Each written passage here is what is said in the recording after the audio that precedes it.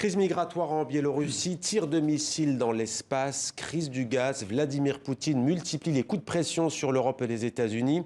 Quelle est la stratégie du président russe? Avec nous pour en parler, Julien Théron, bonsoir. Bonsoir. Bienvenue à vous. Vous êtes politiste, docteur en philosophie spécialisé dans les conflits. Après avoir exercé à Beyrouth, à Budapest, vous enseignez à Sciences Po Paris et vous êtes l'auteur avec Isabelle Mandreau, journaliste française, du livre Poutine, la stratégie du désordre. C'est aux éditions Talendier. Avec nous également notre éditorialiste Slimane Zeguidour. Bonsoir Slimane. Vous connaissez très bien la Russie. On commence avec vous, Julien Théron. Avant de voir dans le détail quelle est vraiment cette stratégie, Vladimir Poutine, il est au pouvoir depuis 20 ans, quasiment. Il a ouvertement annoncé à l'époque, au début des années 2000, son intention de replacer la Russie, qui avait été humiliée sous Boris Yeltsin, au centre de la politique mondiale. Quoi qu'on pense de Vladimir Poutine, pari réussi? Ça dépend ce qu'on entend être au centre de la géopolitique mondiale.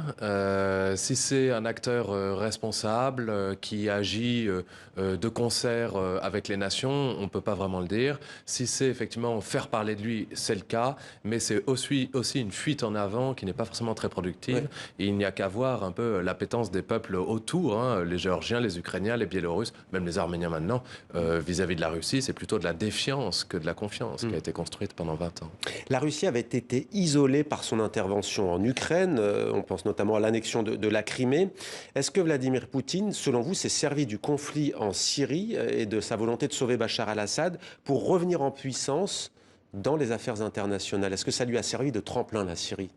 Oui, c'est indéniable. Il est très clair que la Syrie, de multiples manières, a démontré par le blocage du Conseil de sécurité, par la mise hors-jeu des Occidentaux, par la mise hors-jeu de l'ONU même, dans les accords avec les Iraniens et les Turcs, dans la démonstration de plus de 200 armes testées, de nouvelles armes, un nouveau système d'armement testé en Syrie, dans la production de réfugiés comme une épuration politique, dans le fait aussi, le message aux dictateurs de la planète de dire si vous avez le soutien de la Russie, eh bien vous êtes saufs. Et puis évidemment dans l'utilisation de nouvelles formes de guerre très contemporaines, l'utilisation de forces spéciales, la création d'une police militaire qui patrouille avec les Turcs, et puis évidemment l'introduction par exemple de la compagnie Wagner, ces mercenaires-là opérant en Ukraine déjà, et puis maintenant en Centrafrique, on voit que ça agite le Mali. Donc oui, la Syrie est un espèce de laboratoire d'intervention dans ce qu'on appelle couramment la guerre hybride, qui permet de retomber sur plein de situations un peu partout dans le monde. Pour autant, j'aimerais vous entendre sur une question précise. On pourrait presque dire que les Occidentaux, l'Union européenne, les États-Unis, donne aussi des occasions à Vladimir Poutine de se comporter ainsi. Je prends en exemple le sénateur républicain John McCain, place Maïdan, à l'époque il s'adresse aux manifestants. L'extension de l'OTAN, ce qui n'était pas prévu à la fin de la guerre froide, qui étend ses bases, on le voit en Pologne, on le voit notamment avec cet accord de défense aussi, milice défense américaine en Europe centrale. Il y a aussi une responsabilité des États-Unis dans la crise ukrainienne. Comment expliquez-vous connaissant Vladimir Poutine, cette manière de procéder des Occidentaux? Alors moi je pense pas du tout que ce soit le cas, pour être tout à fait honnête. Les deux cas qui sont pris, qui est celle de la place Maïdan par exemple, vous aurez noté que la place Maïdan est à Kiev, et Kiev est la capitale de l'Ukraine, qui est un État indépendant, souverain, et dont les frontières ont été reconnues. L'intégrité territoriale a été reconnue par le mémorandum de Budapest dans les années 90, et ça n'autorise absolument pas aucun autre pays à aller choisir et envahir, parce que c'était reconnu par le président russe lui-même, un État souverain pourrant récupérer une part de son territoire. La France ne fait pas ça avec ses anciens territoires. On ne va pas dire « mais ça a été à nous pendant tant nombre d'années, donc on va le reprendre par la force ». Oui, mais regardez par exemple... je veux aussi également répondre sur l'extension de l'OTAN. Vous voyez ça d'une manière centrale, comme si l'OTAN était une organisation qui étendait ses frontières en conquérant des territoires. Ça n'est absolument pas le cas. Il y a des États souverains qui demandent leur adhésion, qui revendiquent leur adhésion à l'OTAN, et d'ailleurs la tendance en général à l'OTAN est plutôt de refuser ces adhésions. Je rajouterai sur ce point-là, pour mélanger ces deux sous-questions, le fait que ce qui se passe en Ukraine, dans l'est de l'Ukraine, est un moyen évidemment de prévenir l'adhésion de l'Ukraine à l'OTAN, parce que la Russie ne veut pas que l'Ukraine adhère à l'OTAN, souverain ou pas. Là très clairement c'est une manière de dire si vous étiez dans l'OTAN, alors l'OTAN sera en guerre avec la Russie. Donc l'OTAN ne peut pas accueillir l'Ukraine. C'est ce qui s'est passé avec la Géorgie un peu. Absolument. Justement, Slimane, vous me tendez la perche. C'est vrai que 2008, les Occidentaux voulaient rassurer Vladimir Poutine. Ils lui disent que l'indépendance du Kosovo, promesse, c'est une exception. Vladimir Poutine, il dit non, non, pas du tout. C'est pas une exception. Ça va devenir universel. Et du coup, moi, je vais vous parler de l'Ossétie du Sud, de l'Abkhazie et de la Transnistrie. Elle se trouve là aussi la stratégie de Vladimir Poutine.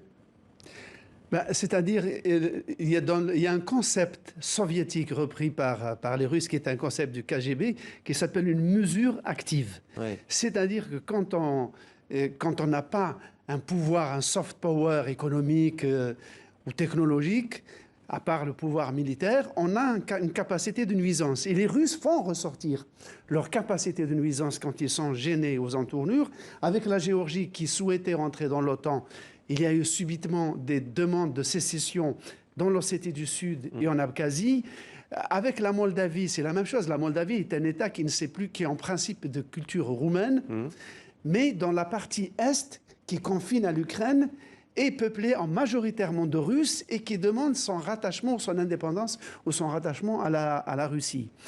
Et donc la Russie de Poutine ne veut pas faire le deuil de son passé impérial.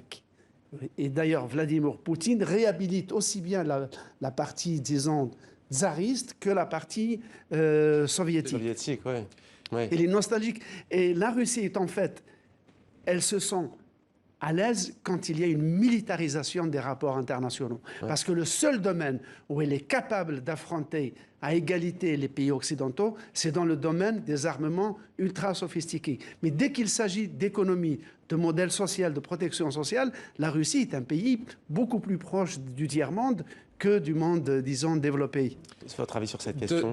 Effectivement, cette stratégie du désordre, qui est le titre de notre ouvrage avec Isabelle Mandreau, cette stratégie du désordre, c'est une nécessité d'un point de vue des anciens, ce qu'on appelle les siloviki, c'est-à-dire que c'est des anciens du KGB, en fait, ou des structures de force de la Russie, qui utilisent donc ces mesures actives, qui étaient ce qu'on appelle le playbook, de manière familière, c'est-à-dire que le manuel, en fait, de déstabilisation, de l'agite-propre, on disait à l'époque soviétique, dans les pays occidentaux, sauf que là, c'est utilisé un petit peu partout pour jouer une carte qui est finalement très simple, c'est de dire, vous parliez de déstabilisation de la Russie ou sous Yeltsin, enfin, c'était l'héritage du soviétisme à ce moment-là, surtout, qui a fait plonger la Russie.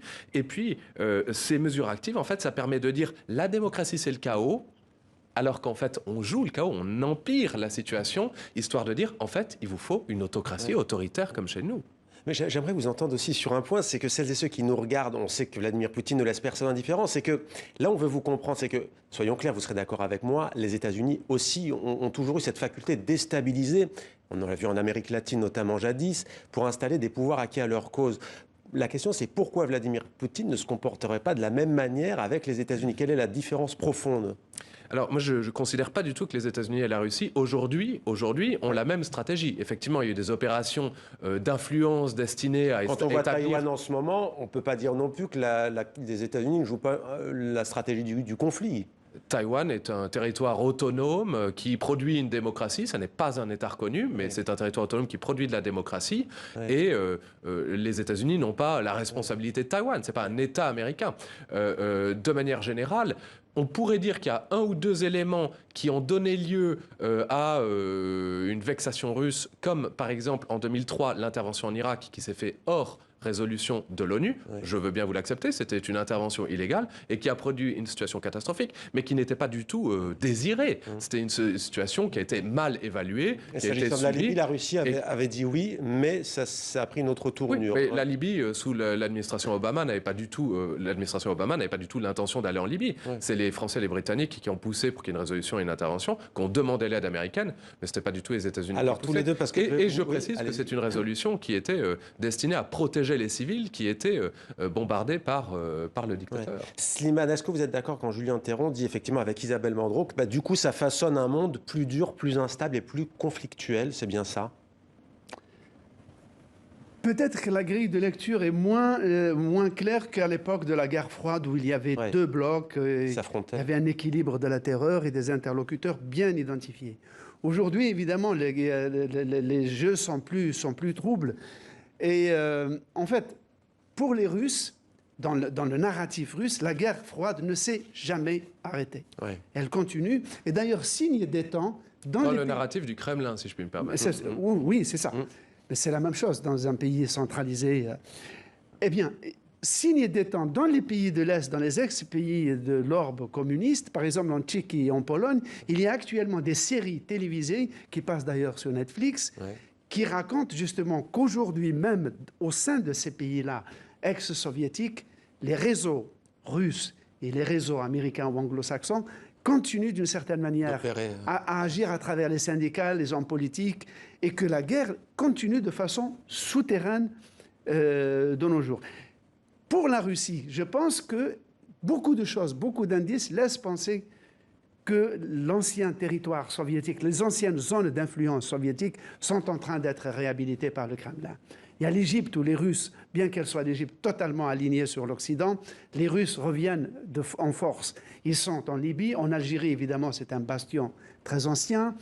En Somalie, la Somalie était une des bases soviétiques. Aussi, ils reviennent et ils rentrent dans l'Afrique.